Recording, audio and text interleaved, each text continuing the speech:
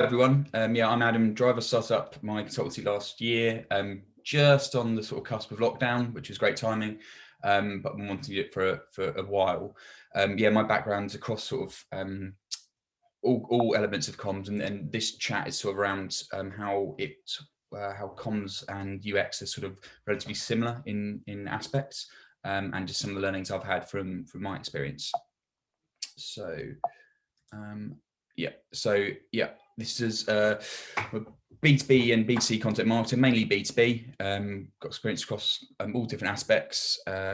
Content marketing is sort of like the main sort of name of the game at the moment. I think especially when there's challenges around sort of PR and whatever PR means, and the measurement of PR, is always very difficult. Whereas if you use sort of content, it's a lot more attributable, and you're able to sort of like help drive traffic and make sort of decisions based on that.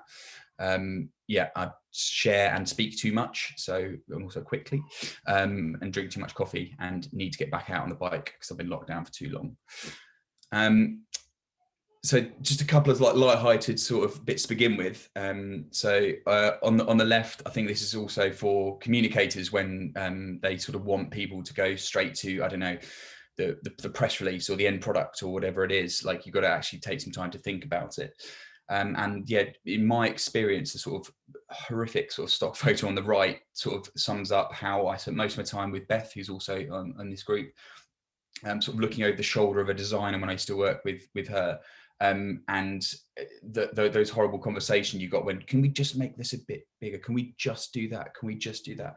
So I also sort of share those pain points when the sort of top level strategy of what what you want to actually do with this product, press release, piece of work, event, and it always keeps getting changed. Essentially, it's like the brief needs to be sort of nailed before you get to anything else. I'm sure you all can understand that. Yeah, make it pop is definitely another one that I've heard. Can you PR it? Yeah, lots of sort of similar phrases, I think. So yeah, my approach in essence is 4 key things. So regardless of the sector, what kind of product you're working on, whether it's web, something in print, whatever, is looking at the audiences, messages, objectives, and then sort of having a reasonably sort of open mind to sort of testing, learning, evolving. It's not set in stone. You can always sort of adapt and change things. The audience, everything else comes from who you're talking with, and this can be the audience you're initially talking to, or it could be like the user. The audience may not be the end user of your product. So you might be in a B2B sense. You might have a procurement person to get through, or a salesperson, or God forbid, a marketing person to get through if we actually get your thing in front of the very end user. So it's keeping that in mind. The messages in terms of the value, like what you're trying to say, great phrase, value proposition, but what's the value you're adding, and the values of your messages. So what is your company, brand, organization, or whatever stand for? What's your kind of like tone of voice, etc. Objectives, always great to have in mind, which helps sort of nail that brief, like what's the point of what we're doing, and measurable sort of KPIs in place. And the sort of like last line is also really important. If it isn't working, change it. Couple of sort of like things to sort of illustrate how, which I've just ripped from the web, obviously, sorry, but because I didn't have time to design anything, and you'd probably shoot it down anyway because I'm not a very good designer. We've all got our skills. About sort of like marketing and UX, or marketing and design, sort of how they sort of like overlap. I think there needs to be basically more collaboration between everything that's done in terms of whether it's UX design or print or web or however, graphic design.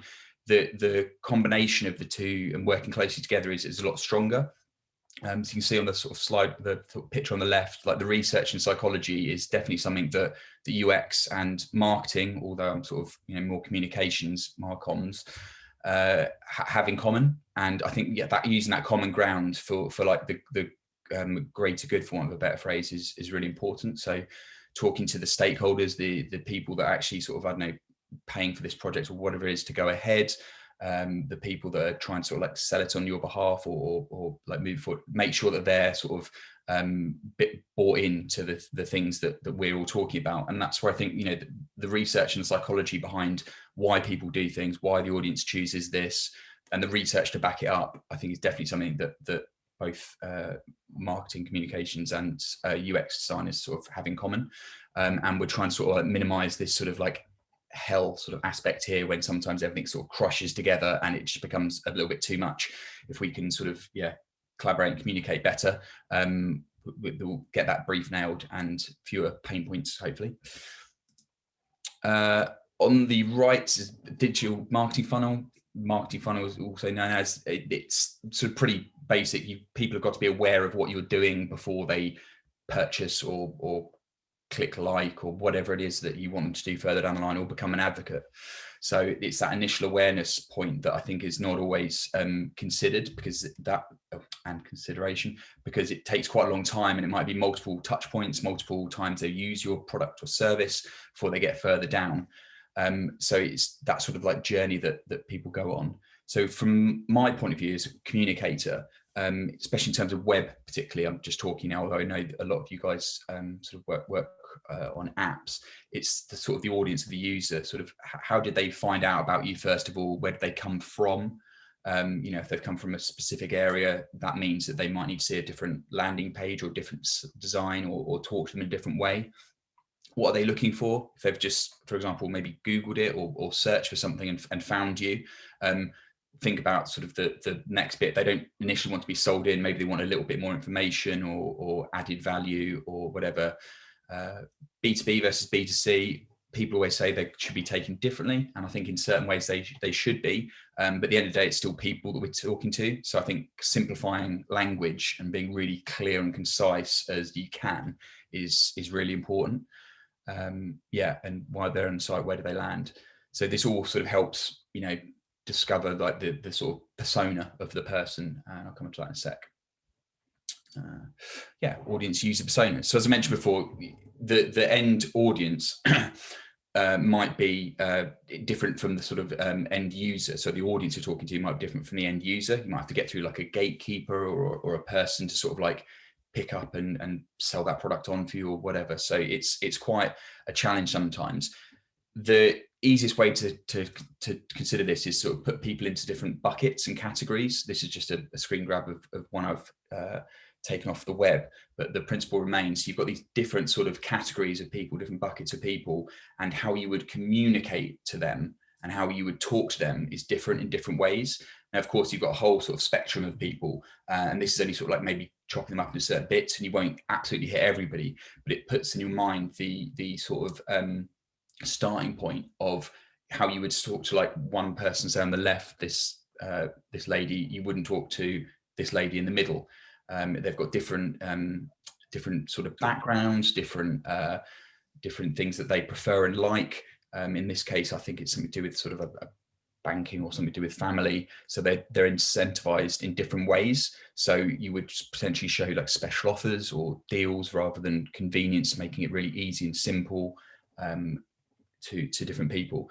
And in the same way, this is sort of like more of a B2B sort of aspect, and that's where I'm sort of mainly sort of working. And I know maybe more of you guys are as well. So this is like the marketing director. You need to get through this person. They're the person that will end up splashing the cash and paying for whatever. So you sort of consider their challenges. What's their pain points? What is the thing that really annoys them? It takes a while to sort of like brainstorm all this and sort of bring it all together. And some people can do it to an nth degree. I think it's just important to consider it. And that has all helped sort of all of us in sort of all of our jobs sort of focus on, the strategy, how to save time by supplementing search efforts to make it just really straightforward and simple. Whereas another person, like the freelancers that come to this particular app, for example, that maybe want to sign up, they'll need to sort of be able to be given the confidence that they can find the right person to end up working for.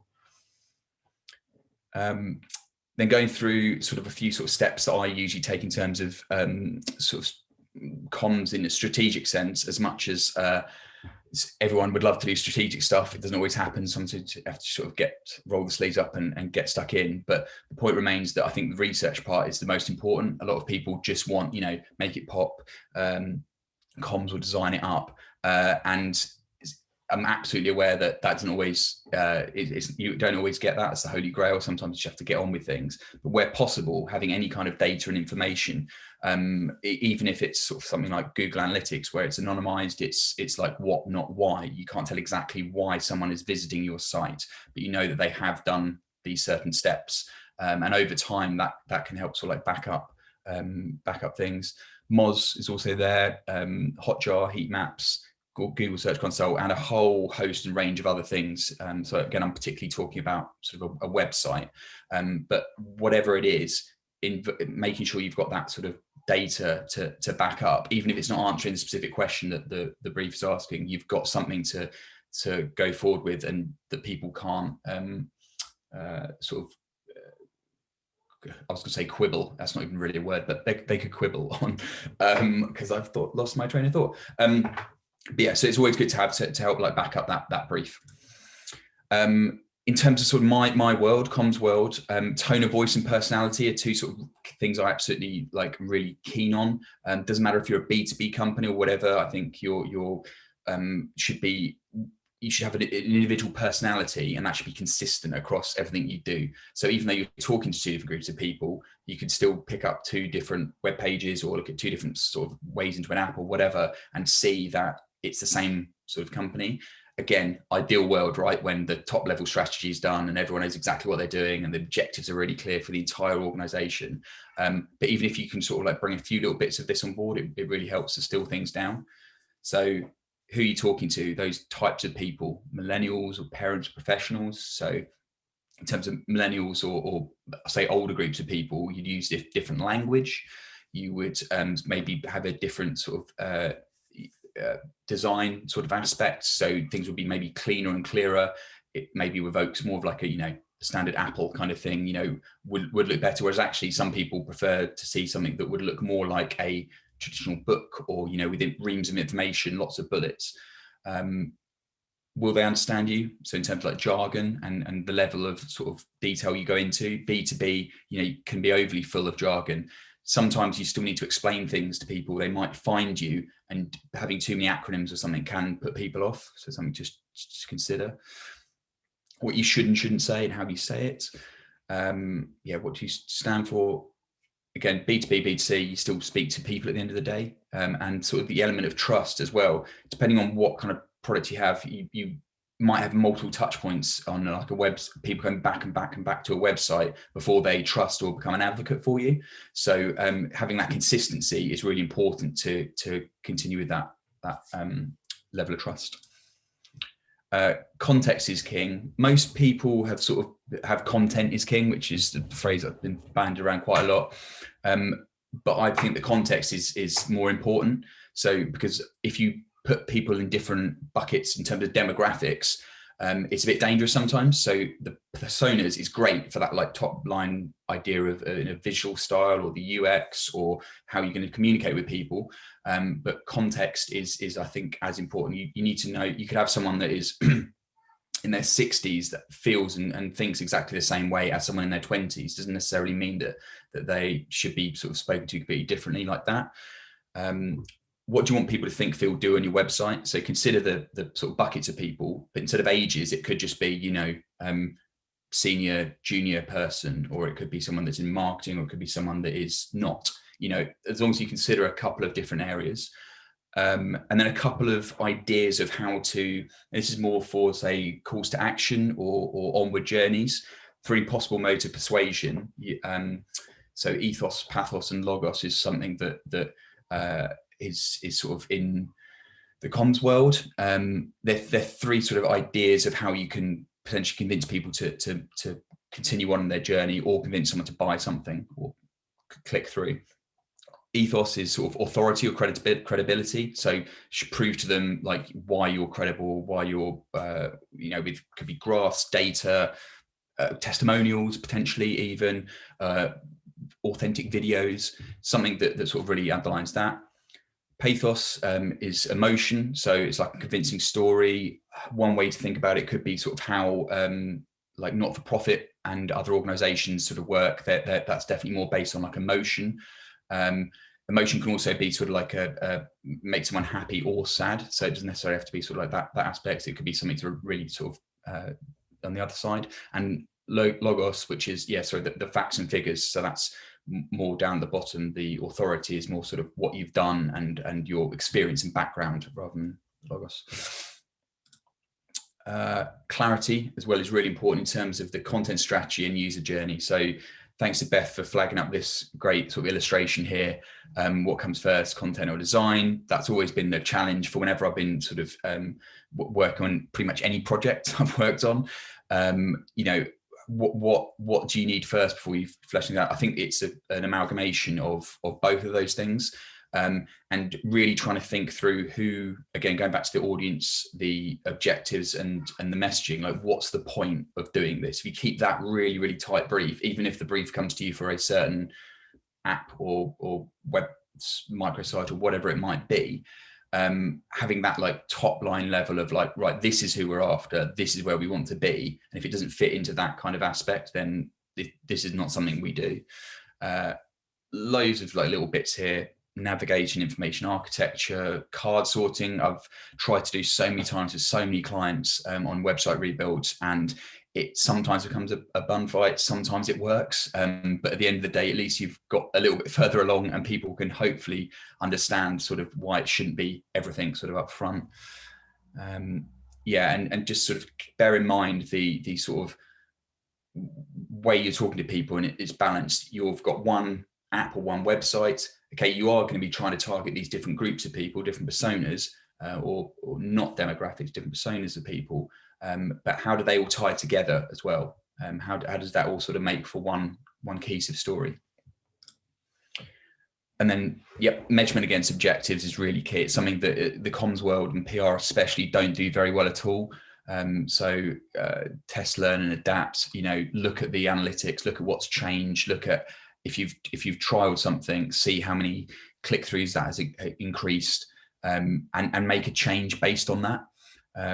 Advertising do it quite well, sort of with Facebook and all sorts of different advertising platforms as well. You do A/B testing, you can see exactly what is working. This picture worked better than the picture of, or just writing. So that can sort of work.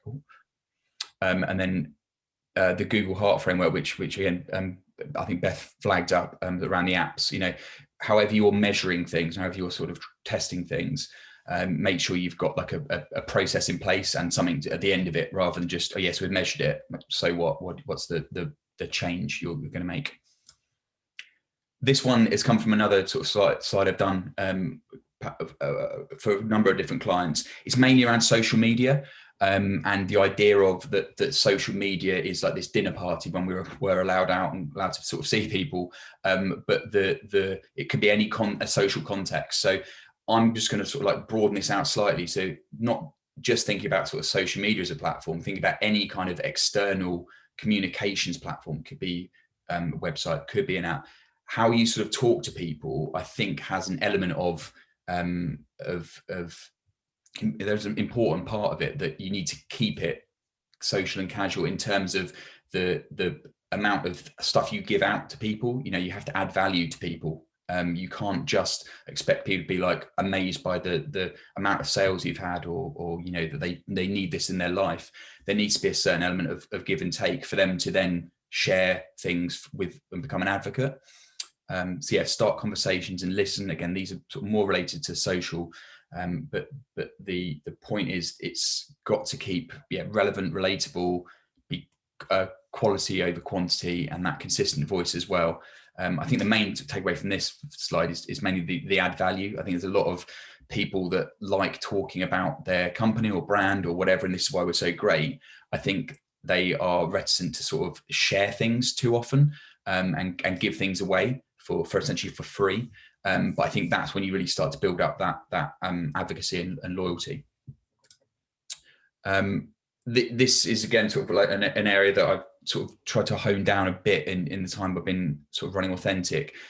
Whatever we're trying to do, could be a campaign, could be a brand new website, could be a brand launch, whatever it is.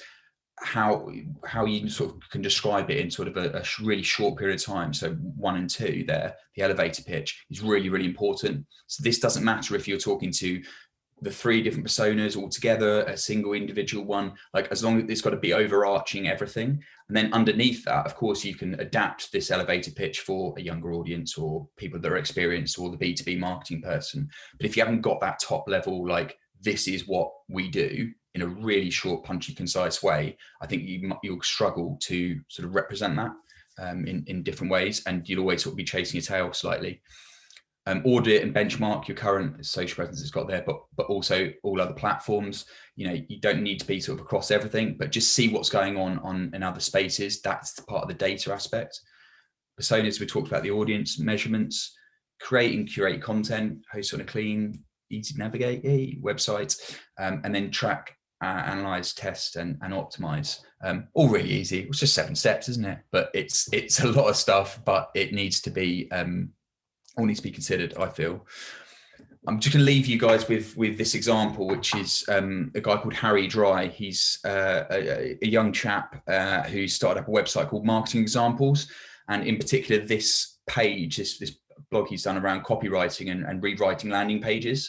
So what he does, he's worked with a copywriter to look at companies' websites and sort of adapt them based on what he and she, the copywriter, feels could be a more punchy call to action, or how to sort of summarize that USP. So first one there is about a cup of calming tea. So great, peace of mind in a cup, but actually it's more appealing to position things around the outcomes, not the products. So they've sort of flipped it on its head there. Ladybird driving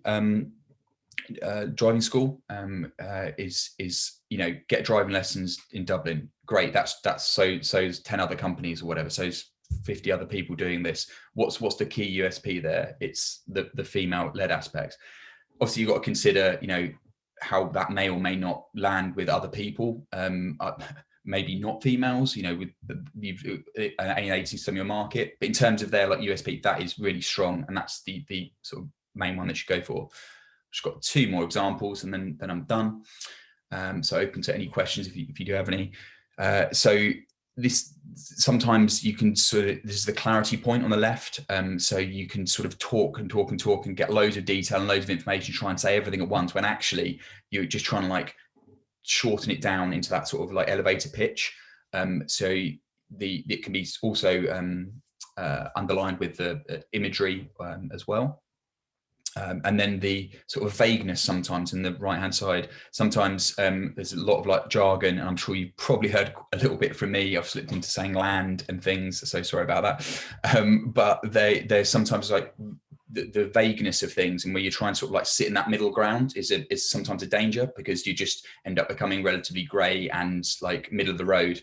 And as someone a lot more intelligent than me said, the only sort of thing you'll be, if you're middle of the road, is you'll be hit by a car, which is, I think they said it in a far better way. But the point being that you've just got to be careful about being in the middle of the road, because you may not actually end up getting the objectives that you want. And that's all for me. But yeah, definitely recommend checking out this guy. I'll put the link in the chat as well. Oh. And I'll stop sharing. Thank you, Adam. That was great. That was very informative. I really liked your point about you have to tell your objective in 20 seconds. I think that kind of applies for any project that you do, regardless of what domain you are in, even in project design, product design. Like, we do so many projects related to research and stuff, and that one thing I think is very important. But that's great. So if anyone has any questions, feel free to just unmute yourself and directly ask it to Adam. You don't have to post it on chat, but if you're not comfortable, feel free to post it on chat as well. I'll pick it up. I've got a question from Beth. So Beth asks, for those of us wanting to learn more about comms best practice, what would you suggest as a good place to start? Any good articles or blogs to follow? Yeah, there's absolutely tons. I could name absolutely hundreds of them, but there's 2 for me that are quite. There's a guy called Seth Godin, who is I'll try and find his link as well, who's an absolute don of marketing. He does this really regular blog, which is just literally one really short bit. It's about 200 words, but it's so concise and sort of, you always sort of like take a little bit of something away from that. I'll just put his blog in. The marketing examples one, which I'll put in. I think Harry's got a really good way of, let me just take this link. Harry's got a really good way of making things really clear to everyone, regardless if you're in comms marketing or not. It just sort of like really makes it more clear. So I'll just put his landing pages one, specifically for you guys. That rewriting copy is really interesting. And I think the visual side of it as well that he brings in, like literally taking a screenshot and then editing it to make it look really, really smart is good. And there's also, I can't remember the other guy's name. I'll see if he pops in my head. Who tells very long sort of narrative stories. This guy from Liverpool. I can't remember his name right now, but I'll share it in a second. And he goes almost the other way in terms of like the sort of punchy, concise blog. He sort of rambles into this like beautiful like narrative story, but actually that is also another valid way of connecting with people and getting people to talk to you. I'll try and find his name for you and put that link in as well. Great, thank you. Any other questions from anyone?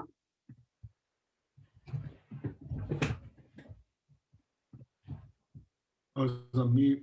I've got one, if that's okay, Adam. Yeah, Chris. You mentioned at the start that, like, or towards the start, that research could be the sweet spot where comms and UX people could converge, I guess, or whatever. And one of the issues that UXers always have, or designers always have, is like, it's like talk in the business language to people, or talk in the stakeholders' language. And I was wondering from your perspective, because we all say that UXers talk amongst themselves about how we need to do that. No one really asks people what language would be useful. So when you sit down with a designer or whoever, like, what kind of things would help everybody get aligned on the same thing? Because I think whilst they're very aligned in the same direction, that we want the best outcome for the customer and the best way to communicate it. Sometimes I've found previously when I've dealt with marketing folks, there's slightly different interests in terms of selling a thing or making a thing in a slightly different way. And I wondered if you've got any experiences around that. Absolutely. And I think that sort of part, I've had this a lot in the past, and also with fellow sort of marketers and things. I'd like to sort of think that I'm hopefully sort of more subtle and open and you know, chat around briefs. I think the important thing is getting the right people on board at the right time is a key thing. So from my point of view, if I go into like a client and the strategy is already done, I'm just sort of delivering it, it's not always the best outcome for me as a business, because I can't actually affect anything, and the things that I could do might not meet their targets. In the same way, if you're, I don't know, in an agency or working on a project, you obviously can't have everyone in the room at the same time. It just ends up becoming like ridiculous, right? But I think having input at the right time is really important. So whoever's sort of leading that project, whoever's like, you know, this is the dream, right? I know it doesn't always happen, but you know, having the right people involved at the right time, and a representative, let's say, from each area is important. So before you get down too far down the road and the brief's not able to sort of be changed, that all comes from, and I'm sort of can see Betha as well, we tried to implement parts of this at a previous agency and it didn't really work. It was only like 50 odd people, but it just wasn't, like, for whatever reason, didn't work. And it might not work, but at least if you're trying it and you're putting things forward. I also know that some marketers that are like, no, we're doing this, and like won't deviate, and will also say to all designers, I'm sure you guys have had examples of this, no, we're doing it a different way, we're not doing that, can we take this off? And it's like, but why? Right? Like, what's the point behind it? If you can kind of, like, those conversations are painful, but if you can try and circumvent that by getting in at the right point and having at least a representative, or upskilling or teaching that pain in the backside marketing person that it needs a bit more thought through it for a better outcome for all. I mean, I've not yet found that golden like chalice. So if you find out, let me know. But that's the kind of like, that's the dream. And in the same way, like, if I'm working with someone on a brief, it's just trying to have that input, you know, at the earliest point possible. Nice. Cheers. That's great. Thank you, Spalton. Just got a question from Stefan. If you were concerned that your communication pre-selects your target audience, how would you go about trying to branch out? Yeah, I think, Stephanie, you might come in if I've got this wrong, but like I think you sort of mean that it's that brief challenge, you know, like you can't, you've sort of the comms and the marketing has already been done, and you're trying to like fit into like this sort of space. Again, it comes down to trying to have those conversations at the right time. And if you're part of like, you guys have got an incredibly valid opinion, and it should be part of the mix. Now, whether or not that means that like it doesn't, you know, the audiences end up being those pre-selects, that's absolutely fine. But I think as long as you sort of voice those thoughts with data to back it up, is the important thing. And examples, maybe not the exact example from the Apple project you're working on, but you know, another industry, another, you know, sector, whatever, just something to show that, oh, actually this might be a case, rather than it's just me saying this. Sometimes you have to sort of almost like hold something up and say like, this is another example in a different way that has worked. Again, it's not always straightforward. And I've definitely found in the last couple of weeks with a couple of clients that things have been pre-selected, like who you're going to talk to or what things they're going to talk about, and you can't do much about that. Sometimes it's also sort of not getting too bogged down in the things that aren't going to change and just having the impact where you can. That sounds a bit philosophical, but I hope that answered a bit the question. That's great, Ed. Thank you. Any other questions from anyone else? I've got a quick question, if that's okay. Yeah, of course. Hi, thank you, Adam. That was a really amazing presentation. Thank you. I just wanted to go back to the digital marketing funnel, particularly that top level of awareness. I think you're absolutely right that has to come first. But I think in evaluative terms, I kind of struggle to come to specific measurements with that. I'm thinking about social media campaigns specifically, because I work for a non-for-profit agency. And I think one thing, we often want to raise awareness about an issue, but it often escapes very specific evaluations and quantitative data that can prove how we raised awareness. So how do you go about measuring that, and specifically measuring the return on investment? Yeah, no, it's a good challenge. So on specifically thinking about sort of for web now, it would be like the traffic through to website. So I've been doing a lot more on this, is kind of going slightly off topic with things, but like SEO is obviously a huge world and a messy world, and you've got lots of charlatans and lots of people that sort of think they can do it. I've just dipped into it, but the thing I find fascinating about it is the data you can get from it. So like if you link up things like, and again, this might be overly complicated or different world for people here, but it might not. The Google Search Console, if you link it up with Google Analytics, you can get like data such as like the impressions of things and who clicked through and the landing pages they landed on. And so in a similar way with social media, sort of from my side, PR, you don't always get a backlink. If you get a story in, let's say, the Times or something, they won't always put a backlink in, which is incredibly like great for your website. But if you're able to sort of tailor it and know that you're talking about a specific campaign, or you're talking about a specific phrase or whatever, you're able to potentially see, it's not absolutely not set in stone, it's not straightforward as like a click through a link and things, but you're able to see an increase in certain landing pages or areas. You know, the only bit of work you've done is through, you know, that way, you know, on that social campaign or that email campaign, or on talking to that publication, you're able to sort of qualify it a bit more. There's definitely ways to go around it. And I think just something to illustrate how poor PR was, or unfortunately still is. There's this thing called AVE, which is advertising value equivalent.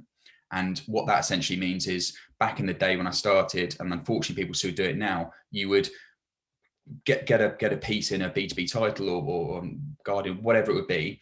And then you would measure like the space on that page, like with a ruler. And then you sort of go, right, well, it's going to cost me $1,000 to get an advert in like that. And then roughly 3 people will read the newspaper, pulled out of nowhere. So we'll times that by 3. And then that's what they're basing their kind of like data on, which is just awful. It's absolutely no sort of relevance. So it's hopefully moved on in some ways. I think you're able to just consider and think really openly about different ways of tracking things. And it, as I say, it might not be exact and direct and this happened, so this person clicked and then this went through. But if you're able to see an increase, especially in search, they'll be able to sort of, most people is their go-to thing. You know, they go to something and they might even come through your social channels or through search. So yeah, there are definitely ways. But I think that awareness, I think you're right, definitely you've got to have that larger awareness to enable a small number of people to, you know, purchase or do whatever. Hope that helped. Hi, by the way, do you work with Matt? I do. You know Matt Batten? I do, yeah. Hi, nice. Yeah, Matt's my line manager. Small world. Nice to see. Wow. Yeah, thanks, Adam. That's really, really helpful. Thank you, Tara. Does anyone else has any questions? Feel free to mute yourself. Don't be shy. If not, I just have one more question from Beth, if that's okay, Adam. Who from a business should be involved in the process of writing an elevator pitch? Oh, yeah. Ideally, the people that sort of a mix between the people that know the business organization, whatever, well, and people that absolutely don't. So I think that it's really important to have that clarity. I think on any brief, but it never always works, to have different viewpoints, because everyone's got like a valid view, even if you've never heard of the company before. That is the ideal thing. You want to try and get across to someone exactly what this product, service, website, whatever does. I think it comes back to that point about like getting people involved at the brief stage. So something that, again, Beth, we tried to sort of do is like have these like cross department meetings. So it's not like the official like ones, right? It's not like the real ones that like nail nuts and bolts to the floor and stuff, but it's just chatting about things like, oh yeah, we've got this thing coming in. Someone will have an idea about it. Someone will have a thought, and it's that kind of collaborative process. It's challenging because you need to enable people to have time to do that, and like time that actually isn't productive in that sense. You know, you're not actually putting an hour into building this, or you're not doing like half a press release in that hour or whatever. But I think it sounds a little bit wanky, but it's a bit of like a cultural kind of thing. If you work for an organization or with people that are relatively open-minded, that is really, really powerful, because you can really sort of nail that elevator pitch or brief or whatever. Again, golden chalice, I've not found it, so if anyone does, let me know, but it's something to sort of strive towards. I think if you some of the clients I work with, I know they're never going to have buy-in on something else, they're never going to change, they're stuck on their course. That's fine. So I'll just like not waste my time, but not sort of stress too much over that. They're set. But if I can influence this person, I'll get a better, for my outcome would be like a better testimonial, or they'll recommend me, or whatever it might be. So almost like direct your attention to where, yeah, it's possible to change things. Thanks. Makes a lot of sense. Thank you. Does anyone else has any questions? Okay, until that time, I have a question for you, Adam. It's just, I've noticed this in a few places that I work with. You design, as a designer, we design a product and then it kind of goes through the build funnel, or in graphic design sense, it's a different funnel. And then it gets published, and then we have the marketing team somewhere down the line, they will be taking it and they will marketing it. But I kind of feel there was always this huge gap between design and marketing. You sometimes even barely talk to the marketers because you're so busy. Like in a web design agency, I was there before, I barely even spoke to the person, maybe just once, because we are so busy producing the designs and they're just busy with their metrics. And it kind of differs with each organization, but I kind of feel it shouldn't be the case, because you're designing something and they're basically marketing that. And how come the communication is so far away? Like, what are your thoughts on that? Yeah, it really is difficult. And even with things such as like, you know, the marketing team or function and the sales team, you know, they're always invariably sort of further apart because they're pulling in slightly different directions. Ideally, it comes down to having that awareness that if everyone like in a lovely, beautiful, holistic like way. If everyone worked together, it'd all be lovely and rainbows, and you'd be skipping through like the office or on Teams, just like whistling away. But yeah, I think trying to, in a communication sense, what I've always tried to do is understand a bit, be open and understand like what sort of why designers are doing things or why the salesperson is doing that. Have that openness, but then also tailor sort of how I talk. So how I talk to like, say, a stakeholder or to like the I don't know, 6-year-old guy who runs the company, I would explain things in terms of like social media in a different way, because he might not be as aware of things than I would to like someone else in like the marketing team. In the same way, just having those like not corridor conversations, that's not really quite right, but like those points of contact with people, and just sort of tailoring and being aware of like how you talk about things and your focus might not be theirs. I think there's this sort of quite big thing around, you know, psychology and how you sort of, if I'd go to a designer that I work with and be like, oh, we need to change this, like that's going to be aggressive. I'm not saying that's sort of how you are, but like, you know what I mean? It's sort of considering how that might impact that person. So if you just sort of try your best to even just like tailor it back slightly, to be like, I've got this challenge, do you think this is, you know, those kind of like sort of softening of things. It's really difficult, and I don't get it right all the time, but that is definitely something that people can be more open to in terms of sort of how you sort of present things.